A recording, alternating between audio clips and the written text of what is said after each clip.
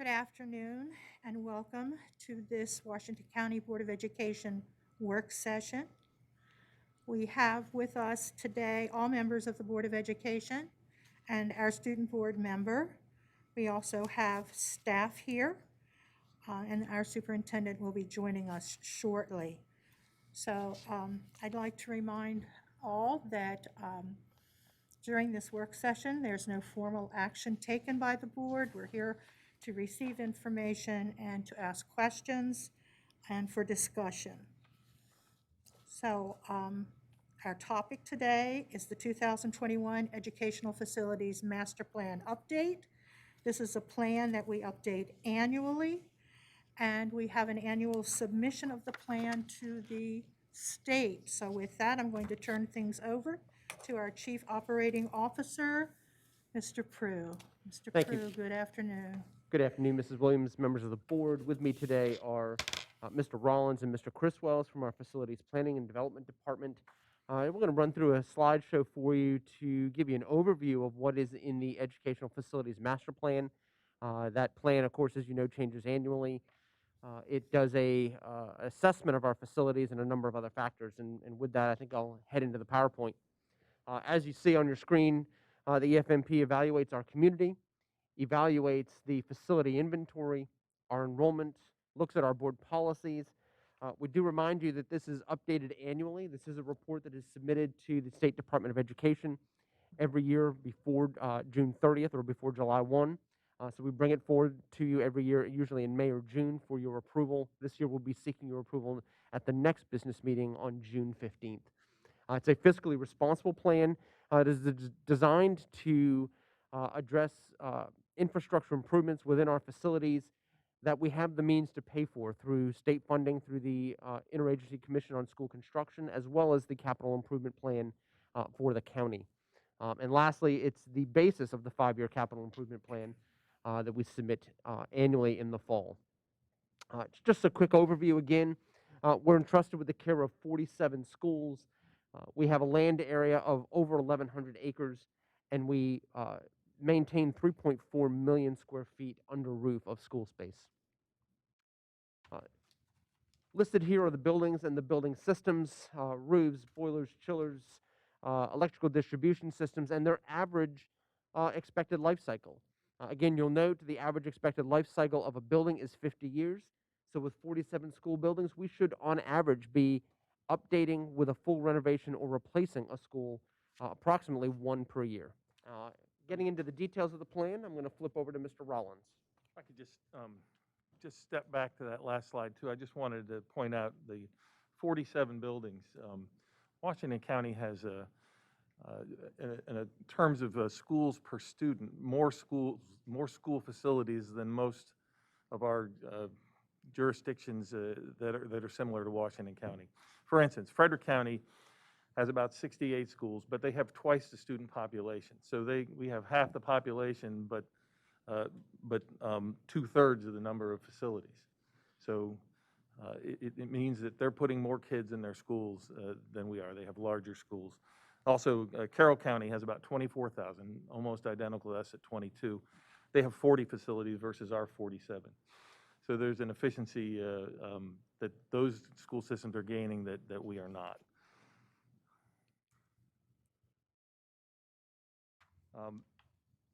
In looking at the facility master plan, 25 of our 47 facilities will be 50 years or older in the next 10 years without the benefit of a major renovation.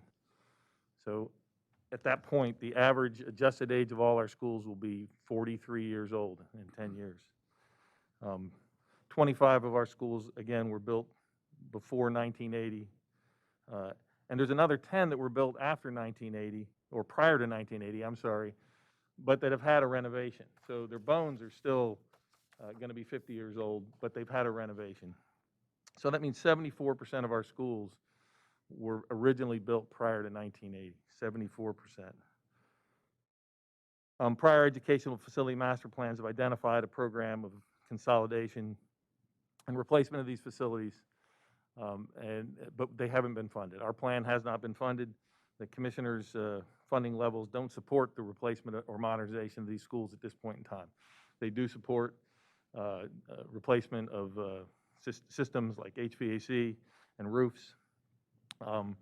If we were to start on a new school right now, if the funding were to become available, it would take 5 to 6 years to have that school open from now. That would be a 6 or 7 year gap between when Sharpsburg opened and the next school. If we were to have that 5-year gap between new schools from here on out, that would be 125 years for those 25 schools that are currently older than 1980 to be replaced. That means that Northern Middle, the newest school in that bunch, would be 166 years old at the time you could get to replacing if you're doing it every 5 years. If you can do it every 2 years, Northern Middle would be 91 years by the time you got to it. Those 25 schools would still take 50 years to replace if you did it every 2 years. We're getting to the point where we're going to be in a dire situation, I think.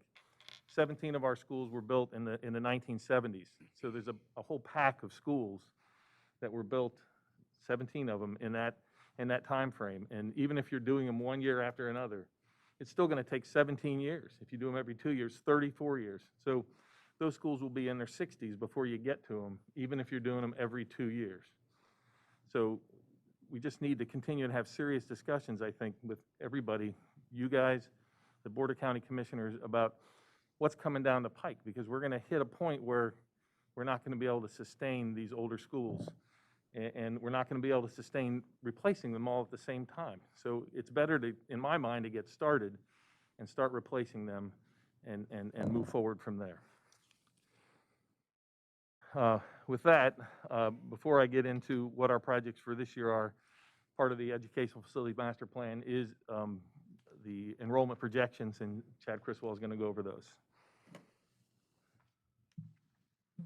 Thank you, Rob. So as Rob indicated, Chapter 4 of the Educational Facility Master Plan deals with the enrollment projections. Every year, I work in conjunction with Public Pathways Incorporated out of Minneapolis to go through and determine what our 10-year enrollment projections are going to forecast to look like. And doing that, we talk to cities and town, counties, municipalities, everyone in Washington County. We actually talked to some of the builders building some of the larger developments in here. All of that information is also identified in Chapter 2 of this book, where we go through each of the high school educational service areas. And if you flip through, you can see updates on developments. And we regularly take those updates to the facility committee as well as they come in throughout the year.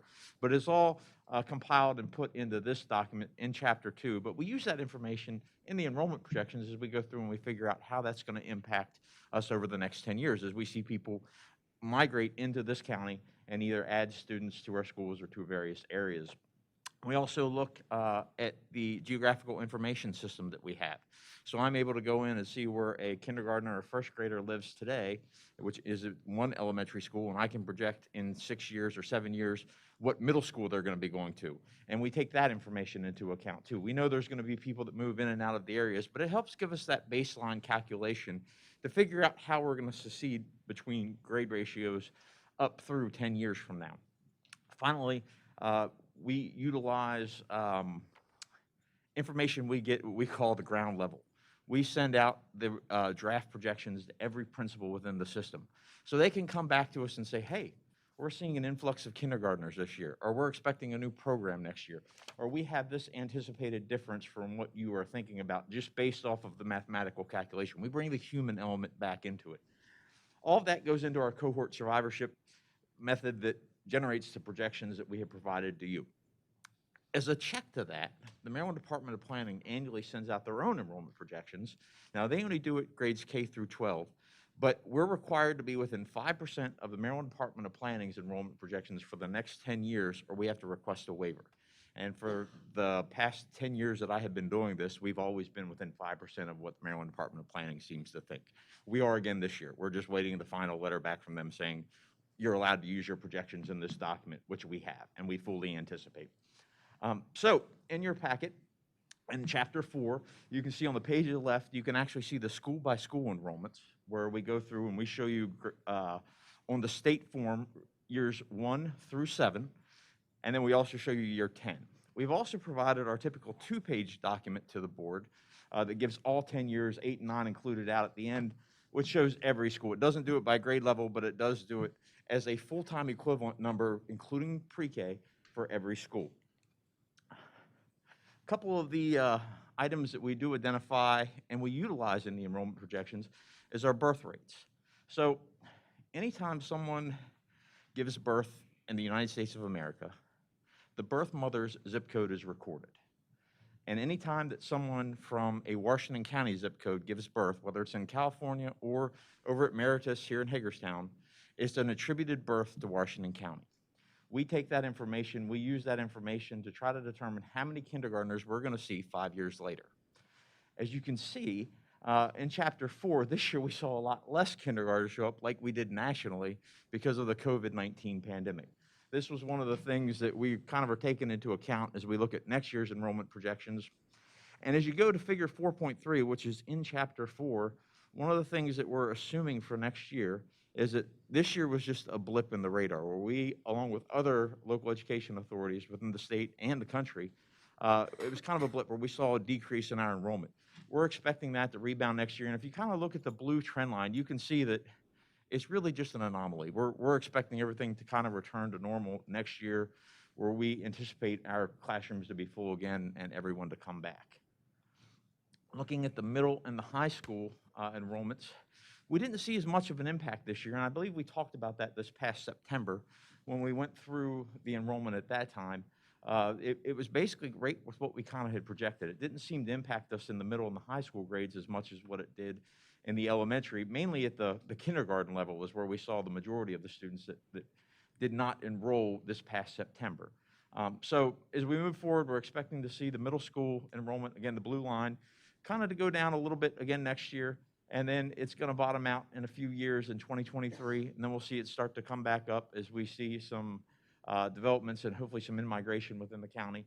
The high school, we're expecting to see it increase next year again, and then it's going to kind of plateau in 2023, and then we'll see it start to come back down again as some smaller classes.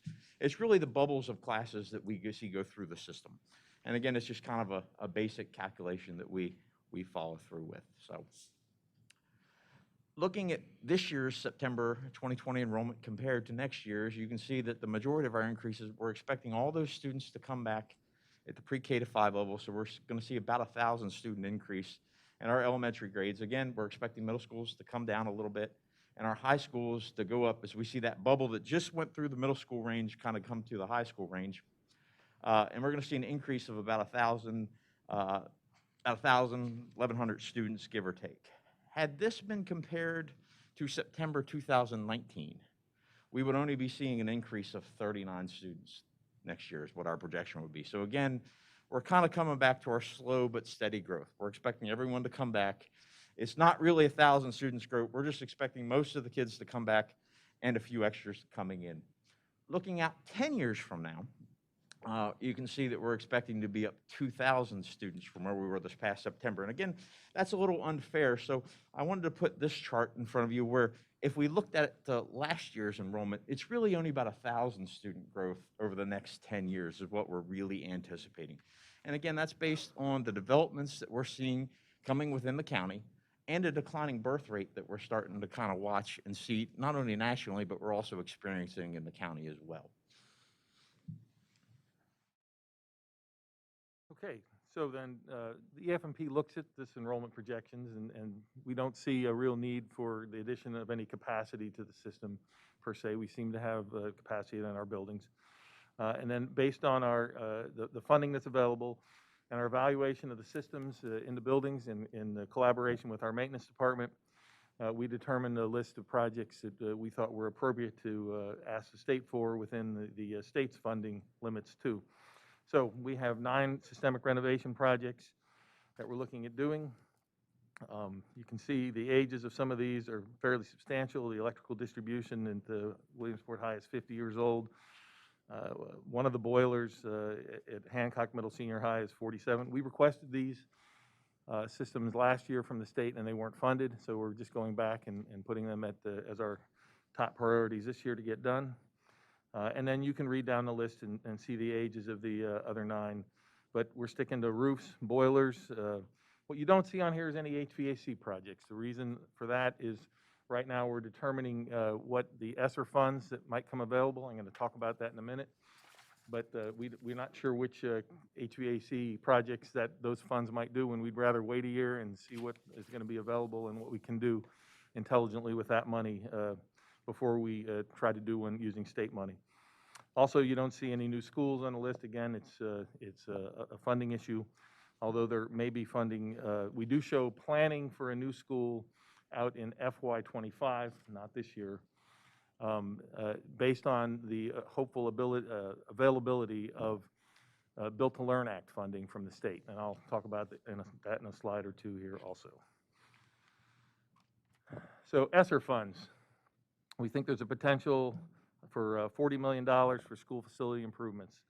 We're furiously looking through projects that will be accepted by that grant that can get done. We're looking at updating digital HVAC controls throughout our schools so that we can centrally control all our buildings. We have many of them already hooked up to this system, but it would be good if all schools could, because we can better serve the students and the staff if we know what's going on as a diagnostic tool. We're hoping that the funds will be allowed to be used to do some open school conversions and get some walls up in some of our, especially our middle schools and a couple of our high schools where we don't have walls right now. And if we can do that, that seems like it would be a good fit, because it would isolate classrooms from one another where they aren't right now. Not only from a health standpoint, like COVID-based type stuff, but also just from an educational standpoint, being able to have walls up and acoustically separate these classrooms so that teachers can teach without interruption. So it's a twofer. And also maybe some HVAC system replacements that I alluded to before. It looks like the grant might pay for 100% of design and construction with no local match, so that's a huge help for us because we don't have to rely on any other source of funding to get these projects done. We could use it as a potential to supplant state funding on specific future projects, something we would ask for from the state, now we can just do. It will require the use of prevailing wages. Prevailing wages generally drive the cost of a project up about 10%. So that's just one of the things we have to do in order to use federal money usually, and always state money is use the prevailing wages. The Built to Learn Act was passed by the legislation in 2020. We learned, this slide was different as of Friday afternoon, I think, and we made a quick edit because we were guessing before Friday at how much money might be available for Washington County through that Built to Learn Act. It looks like right now they're saying we may be in line for about $20.8 million for school construction. This program is going to be administered by the IEC and the Maryland Stadium Authority, believe it or not. And so one of the stipulations on that would be that the Maryland Stadium Authority might be managing the project actually on the ground here alongside of us. We don't know yet how that's going to work out. There's a MOU being generated between the IEC and the Maryland Stadium Authority right now. And then there will be individual MOUs between LEAs and the Maryland Stadium Authority once those projects start coming to fruition. There are limitations. The IEC has indicated that this funding can only be used for a new school or a full modernization. It's not for a small addition or a systemic renovation. It's for something new to replace a school. MSA, again, has indicated its intention to manage all the projects, and a local match of at least 21% of the eligible construction cost is going to be required. So if that money becomes available, we're going to need to look to the county commissioners to fund their share of this project. Now, a three-round school, like the one we built at Sharpsburg, if we built it today or in 3 years when we could get it to start coming out of the ground, 3 or 4 years, would probably cost $28 to $30 million. 20.8 million is not 79% of that. So it may mean that if we want to use this money for a new school, a 3-round or a 4-round or a 5-round, that the county may have a heavier lift than what they may normally have. That's the reality. That's all the money. I don't know if we need to get into the $1.8 billion that was part of this act. 250 million of it was allocated to the 17 smallest counties, and the rest of it went to the larger counties. So our share is of one of the 17 smaller counties, and 20 million is all that we got. But it does have those strings tied.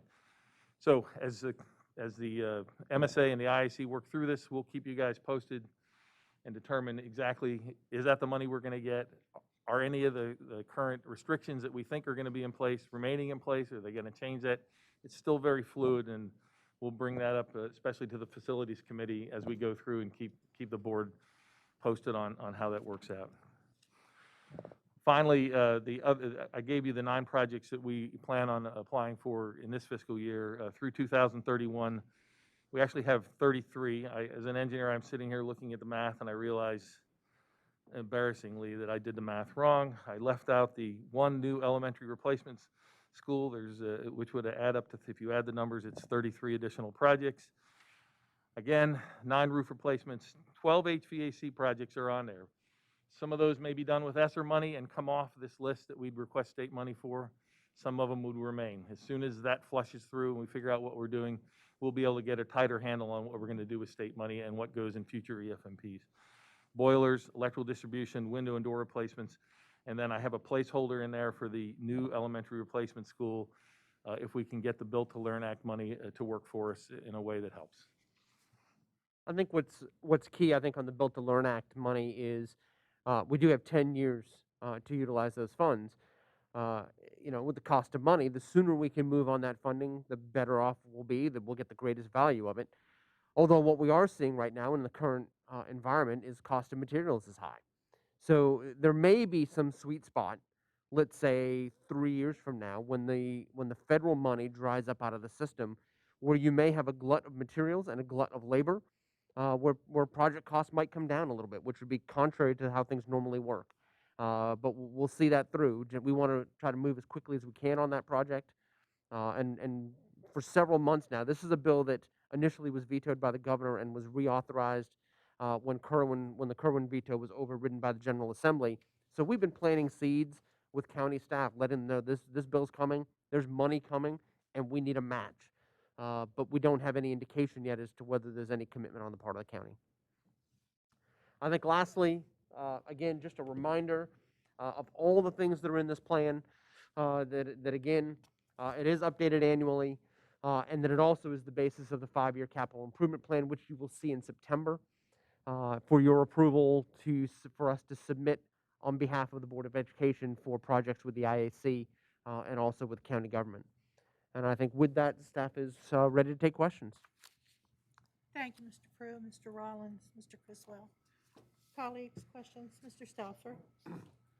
The ESSER money, 40 million, over how long a period of time? I think you just said 3 years, but you want to restate that so we're sure about that? Yep, what we're hearing, Mr. Stauffer, is that the initial termination of the grant is September 30th of 2023, but there's a little known item in the federal government called the Tidings Amendment, which allows for an additional year on those grant funds. So we should have through September 30, 2024 to exhaust the funds. Okay, and prevailing wage, are there different prevailing wages for different parts of Maryland, or is it the same over the state, and how is prevailing wage determined? Yeah, sure. The DLLR, the Department of Labor and Licensing, do surveys locally in different regions. And so they would actually get surveys from Washington County employers or ones in the region, probably out in Allegheny and such, and in Frederick, and use those prevailing wages. So our prevailing wages don't match what somebody would have in Baltimore or in Montgomery County. I say that, and sometimes the surveys are limited, and we end up with some of our prevailing wages actually being higher than others in the state. Not all of them. It's by trade. So it's interesting, but it is regional. Why is that? Why does it end up that way sometimes? Higher? Yeah. I've questioned DLLR on that, and they've said we can only go on the surveys that have been returned. So if employers out here are telling them that's what they're paying their people on union wages, then that's what they have to go on. They don't seem to, from what I can tell, do much research beyond using the information provided by the employers in the regions. And one last question, then I'll yield the floor. Uh, So the public that's listening understands more about the Built to Learn Act. Uh, Public might want to know why the Maryland Stadium Authority, of all things, was put in charge of building schools in the state of Maryland. Can we talk about that just for briefly? Well, I'm sure there's politics involved that I'm probably not able to speak on, but it's just a program that when the IC, the Interagency Commission, was split off from control of the Board of Public Works, the governor put forth this proposal to have a separate fund generated that was controlled by the Maryland Stadium Authority. And I think they have a bonding capability that might come into play. Jeff, I don't know if you know anything else. I think that is correct. The Maryland Stadium Authority has the ability to issue bonds, but I also believe that the Maryland Stadium Authority has to have projects that run through the Board of Public Works, whereas the Interagency Commission on School Construction does not. So, and that power was stripped from the Board of Public Works several years ago. So it brings these school projects back in front of the BPW. Much more eloquent than me at saying what needed to be said. Thank you. Yes, Mr. Bocoum? Thank you, President Williams. A couple slides ago, back, I was looking at the disparity between the state rated capacity and like the actual enrollment. And you also mentioned that our schools, we build more schools we have more schools per student than comparable to Frederick County. So kind of, can you speak to like why there's so many schools built in Washington County, which like for students? And then also, is there any plans within the master plan that could possibly use the Built to Learn money to address that disparity? So, first of all, we have a lot of elementary schools that are on the small side. Most counties have elementary schools that have student enrollment or student capacities of 450 to 700 students. We have a lot of elementary schools that are in the 200 to 300 range. Chad, help me if I'm. That's the major disparity. Some of our high schools are on the small side, but really it's mostly at the elementary school where we have a lot of small schools, and that's probably why we have so many more schools than other counties. Could the Built to Learn Act money be used? Yes. In fact, the school that we would propose to build using that money out starting in fiscal year 25 would probably be to look at closing one or two of the smaller schools and consolidating them into a new school somewhere in the county. This is in keeping with a plan we put forward a couple of years ago now, where we looked at about 9 of our elementary schools and closing 8 or 9 of our elementary schools and building 4 replacement schools. So then they would be larger, more capable schools, more efficient. And we would rid ourselves of some of our schools that are open, some of our schools that use sewer and septic, and get them on public utilities and be able to bring more benefits to students and teachers. So, yes. And I think, Mr. Bocoum, also in your question, I mean, comparably, let's say to a county like Frederick that is what I would call potentially growing exponentially. They're building a lot because they're growing a lot, and I think they've even got an elementary in the works or just reopened that, is in the neighborhood of 1,000 students or more. It's like a 7-round elementary school, so they're also filling by that growth. And our county is unique in terms of its shape and its topography, which also creates some diverse differences, which I think is why previous boards and work with the county have placed elementary schools where they have, or schools in general where they have, to address the size and topography of our county. Growth gives an opportunity to renew too, because back in 2008, when the county was just going through the large construction boom with a lot of residential development, we built 3 elementary schools that opened in 2008. 2 of them at Pangbourne and Morgansville replaced older schools with a larger school. So it was an opportunity to add capacity at the same time we're able to replace a really old school that needed help. By replacing those schools, you'll have let's say, longer-term gain through more efficiency for the school system? Absolutely. Correct. Thank you. Mr. Prue, I have a question, and this is with regard to the plan that we had regarding the consolidation that Mr. Rollins just mentioned. We moved away from that plan, and I had a county commissioner tell me that the reason we moved away from that plan was because Kerwin distributes funding based on the number of schools and not enrollment. Is there any truth to that, Mr. Prue? And why did we move away from that plan of consolidation if it were that we were looking at becoming more efficient to rid our county of open schools, which many feel are unsafe for our students for a variety of reasons, and to get schools off of sewer and septic and onto public utilities? Could you address that, please? Sure. So Kerwin, while there's a lot of unanswered questions with the Kerwin funding, the base rate of Kerwin is in the pupil foundation rate. So it ultimately is not based on building size, it's based on the numbers of students you have, regardless of where they're housed and where they're educated. So I think, I think the commissioner may have misspoke or misunderstood the nature of the law, but the funding is on a per pupil basis in each of the different new buckets that we're reviewing and will be receiving in future years. Um, Specifically, we moved away from the plan because if we think about where the funding is, both from the state and what the funding plan has been the last couple of years from the county, and it looks like it's going to be in the emerging future. We get on average about $8.5 million from the state IAC for school construction, of which they cover 79% of eligible construction costs. The county has to pick up the remaining 21% of that eligible construction cost and the design fees, so the soft costs. So you're talking to architect, engineering. If you're talking a new school, you may also be thinking about land acquisition or potentially bringing, if you needed to bring additional utilities to the site, if water and sewer weren't already to that location, that would be a county cost as well. The county has been providing for the last couple of years $4 million a year for capital improvement.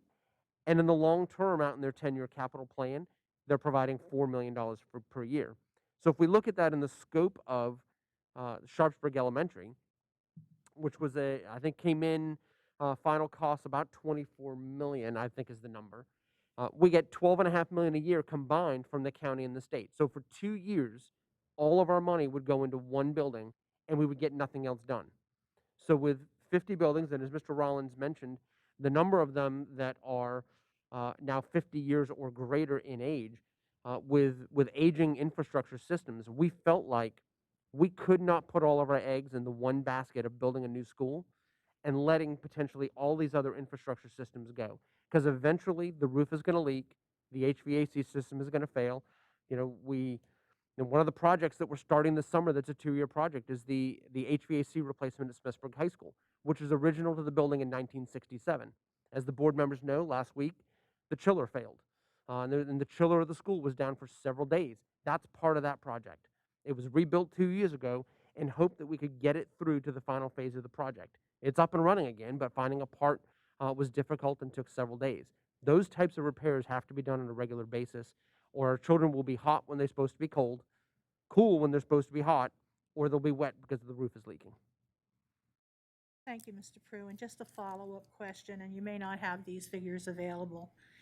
If on average we were getting, or we had the possibility of getting $8.5 million a year from the state, what would be the 21% match from the county? How much more would the commissioners have to give above that $4 million that they are committing to give us over that period of 10 years? To do the plan, the consolidation plan, the new school plan we had talked about several years ago. They would have, I'd have to look back probably at a previous, some of the years we were anticipating that the county was going to have to provide anywhere between 8 and 12 million. yes. So probably between 4 and 8 million more per year. If we were to keep up with replacing schools. I mean, right now, the 8 million compared to 4 million looks like, you know, 2/3, 1/3. But I think the soft costs that you mentioned, short of House Bill 1, um, soft costs are not only the engineering design and things like that, but soft costs also include furniture, I believe, off-site road condition, off-site improvements. So beyond sewer water that we might have to bring to the site, I think that was mentioned. We've had some situations where we've had to put in 400,000 or 500,000 into turning lanes, things like that, out at Hager's Crossing where you turn out onto um, 40 to turn off onto 81. We had to add that lane. I mean, it's half a mile from the building, but we were responsible for paying for and adding that lane. So things like that are costs that's not covered at the state level. So that's why that 7921 doesn't always look the same. You know, architect fees are 4, 5, 6, 8% of the project. Bigger the project, the smaller percentage. But all that is on our side, again, except for House Bill 1. So, again, the 4 million today is not going to buy what it's going to buy 10 years out, yet the projected funding for CIP is 4 million. I've been doing this for a long while now. I can remember years 6, 7 million regularly, year after year after year. I can remember years where in the spring we received, one year in particular, we received $3 million additional dollars to work on deferred maintenance. We just have not been receiving that type of support. We can go back 25, 30 years ago, and we were getting $4 or $5 million. 25 and 30 years ago, we were getting the kind of money that's projected now and for the next 10 years. You know, we're going to have the buildings we have as you get what you pay for. I think we need to use educational dollars that are dedicated to educate children for the purposes of classroom instruction and not necessarily for facilities. Other counties, you know, provide enough to maintain their facilities. And again, you get what we pay for. We're going to have 100-year-old buildings, we'll have 100-year-old buildings. We'll still educate children and do our very best. Thank you, Dr. Michael. Yes, Mr. Evans. That kind of goes into what my question was. Obviously, you know, we talk about the 50-year lifespan mark or whatever for the schools, and it's inevitable we're going to have quite a few schools over 50 years old. How is that number, the life cycle, determined? Where does that 50-year period come from? Yeah, actually, the state bases its qualifications on 30 years. We stretch it to 50. It's a rule of thumb. I mean, things wear out. So after 50 years, if you walk through some of our older schools, you'll see that there's a lot of work that needs to be done, both in just upgrading finishes throughout and rearranging the schools so that teaching can occur in a way that it's done today versus the way it was done 45 years ago. We're really not in the mode of a long hallway and just classes and that's it. There's a lot more going on now. And so it refreshes it so that teachers and students can learn and teach the way they do today. So it's not set in stone. Obviously, we're going to stretch our buildings beyond, but it's a good marker, I think, for when something is ready to be modernized. Mr. Bickford. Excuse me. Thanks. I think the plan makes sense. Thank you for your work on it. My questions are mainly around the student enrollment projections. E. Russell Hicks goes through a period where it drops a bit when you're looking at 23, 24, and yet South High is overcrowded, and we have all that construction over on Sharpsburg Pike. So I was surprised to see E. Russell Hicks wasn't picking up some of those kids. They are. So one of the things that we do, like I said, it's several factors that go into the enrollment projections when we do the calculations, along with the principal aspect of it. But what we do is we look at the GIS system and we see the number of existing students. So the number of existing elementary kids that live in the Russell Hicks district, we go ahead and say, okay, we assume they're going to go there, other than the normal that would go to another facility for the magnet program. And then we look at the development information. So we know from our pupil generation rates how many students those developments are going to see come through. Right now, the middle school is actually declining as a whole, as we showed on the one slide where they're coming down. So E. Russell Hicks is part of that. Those students are all going into the high school, which is part of we're anticipating to drive South High up. And then as you see E. Russell Hicks come up in the out years, that's part of those developments that we're anticipating to come online based on those pupil generation rates. So Also- it's mainly showing up and starting to show up again in 28, 29. Yes, sir. You know, we've had a bubble of 6th, 7th, and 8th grade. It's slowly been purging through. So I think that's what Chad's describing. Right. So you're going to see the decline, and then the pick back up will be as those developments come back online. Just, your caution though is warranted, and that's why we update this every year, because you never know what's gonna happen. Dr. Meckel, you can remember when, at the beginning of this century, it sounds weird to say that, but, in 2001, I know, doesn't it? Far back. In 2001, 2002, there was a blue ribbon committee. Our school system was declining in enrollment, and that committee went through and determined that certain schools should be closed and consolidated. And then not 2 years later, the real estate boom just took off. And within 5 years, we were building new schools for capacity. So that could happen, but it might not also. I mean, so that's why we look at it every year, so that we can Years catch after things like that. the housing market went away. Dropped right and off again. Flattened Yep. right back out. Yep. And then birth rates flattened out. There's no magic to Significant it, birth and rates have and really certainly dropped. something could happen. So I'll add two components to that. I go back and look at the historic enrollments. Exactly 10 years ago, May, June of 2011, we were projecting that for 2020, we were going to be over 25,000 students in the system. And that's before Dr. Michael instituted the expanded pre-K program that also increased our FTE enrollment. This was based on the enrollment, pre-K enrollment that we had back in 2010, which was a quarter or so of what we have now, give or take, somewhere around there. So we take that into account, and then as Dr. Michael indicated, I'm always watching birth rates very closely along with our demographer. I think I even kind of made a half a joke last year where after we were going into lockdown for COVID, it would be interesting to see if we'd see an increase in the number of births in the county following up on a year. It's actually calling the baby bust. Nationally, they're starting to say that there has not an increase in birth rates. There was a lot of demographers out there saying we might see an increase in some areas. But some of the early studies that I'm reading and talking to some of my counterpoints at, they're saying it's actually even further declined than the trend we've been on. So that's one of the components that we've got to watch. The current cost of lumber and everything else, there was an article in the paper the other day where exactly a year ago today, the same cost for lumber would construct 10 and a half homes, and today it only construct 2.5 homes. At some point, that's going to catch up to developers. At some point, the availability of lumber is going to catch up to developer. We're already hearing about shortages. We're experiencing them and dealing with the issues through some of our systemic projects that we're trying to account for what we're going to do this summer on some of our own school system, not even lumber related, just with steel and availability of projects. So there's a lot of factors that come in. It is very fluid. Next year's numbers, we have a fair level of confidence in, maybe not as much as normal years, but I feel pretty confident in them.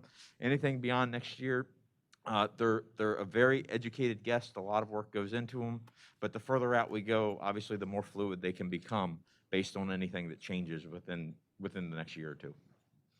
Thank you. And my only other question was just, I know with the new Grow Academic Center coming online, that upped the capacity for the Barbara Ingram program.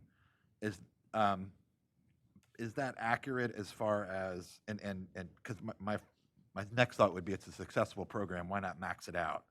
But then I thought it might be, the numbers might be a little I think skewed. we'll see some additional growth there. I think, we didn't expand the arts programs, so they didn't get that additional space. We did pick up our 2 programs from Tech High that blend in well with the arts, and I think as those become 9 through 12 programs, we'll go through a little adjustment. I think the creative writing program has an opportunity to grow. Some of the other programs, just because of space on the arts side, might be somewhat limited, but I can potentially see Barbara Ingram growing beyond those projections. Okay. I can see Tech High potentially growing beyond those projections. We have to see what the new normal is after COVID. Okay, thank you. Those are my questions. Mr. Bakun? Thank you. I have a question. How long is it okay to be above state-rated capacity for a building? Like, for example, if you look at the trend lines for like South and North, they go above like what is current state-rated capacity for those schools. And I do know like South is currently above it. So how long is it okay for a facility to be over state-rated capacity? Well, ideally, I'll maybe give the 10,000 foot, and maybe Rob and Chad can chime in, or Dr. Michael. But I mean, ideally, we want to keep a school inside its state rated capacity. Anytime that you are over your capacity, you're not only talking about larger class sizes, but you're also talking about expanding and putting stress on the core of the building. So corridors maybe are not as wide as they should be. Cafeteria is smaller, and you're talking about extended lunch shifts. The library is smaller. The gym is smaller. So you're really starting to expand on those spaces. You can mitigate some of that with portable buildings, as we've done for years across the county, where you can mitigate the additional students you have. But the bottom line is your core is also being stressed, and that can create additional problems in terms of the operation of the school at the school level, in terms of class size, in terms of student management, and so forth. If it becomes something that you think is going to be permanent, you absolutely have to start thinking about whether or not you either need an addition or whether you need to redistrict to use capacity that exists elsewhere at an adjacent facility. So. The only thing I would add to that, though, is there are some of our smaller facilities where we can be a little bit over state rated capacity. And it's actually a benefit because it allows us to have the proper class sizes. We talk about different rounds. Sometimes we'll get into like a 2.5 round or a 1.5 round school. Sometimes when we see those small numbers, we'll see them, like a 250 round school. If we see it up at like 270 or 280, it's really trying to get it up to that 2 round. It's actually running pretty smoothly. As is, even though it says it's over the state rated capacity, the fact that the classes are balanced, it can actually run more efficiently and a little better. I guess like the main question I was like asking, is there any legal repercussion for being over state rated capacity of a building? Is there what? Any legal repercussion? No. There's a guideline? Yeah, it's based on so many students in a classroom for so many periods a day. In actuality, being over state rated capacity or anticipating being over state rated capacity at a couple schools would allow us to construct a new school to handle that additional capacity. If we were under state rated capacity at every school within the county, we would not be able to get the state to fund a new facility. We could get them to possibly fund a replacement facility, but we couldn't get them to add additional seats because they say, well, you don't need additional seats. You're under your existing capacity level. I was just wondering that because like through the growth trends, you can just see like north and south are keep booming, and quite interesting. Any further questions, colleagues? Okay, as Mr. Prue indicated, we will be taking action on the approval of this plan at a business meeting in the future. So we're a little beyond the time that we had hoped to stop so that we could begin closed session. So if there are no further questions, we'll conclude our work session. Thank you, gentlemen. Thank you. Thanks, everyone.